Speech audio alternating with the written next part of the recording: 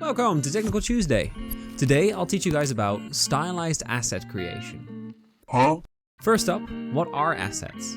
They are 2 or 3D objects that you can put in the world you're creating.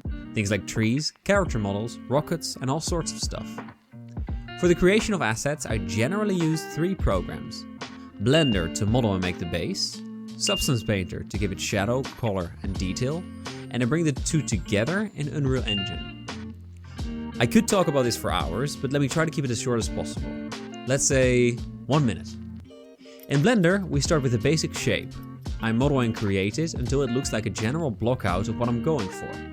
This is what is called a low poly object. I also make a highly detailed and polished version of that model for later use, but I'll come back to that. Then it's on to texturing and color. Take for example a cube. If you were to unfold that, you'd get a 2D map. That is what is called a UV map. In Substance Painter, we can draw on that. We put the model in Substance Painter, and then we project the highly detailed object onto the low poly blockout. All the details like cracks and grooves get drawn onto the UV map. This way, the computer has an easier time with the model because it doesn't have to create all the details in 3D, but in 2D. We also color on the UV map, and lastly I give it a blur filter to make it look like someone painted onto it.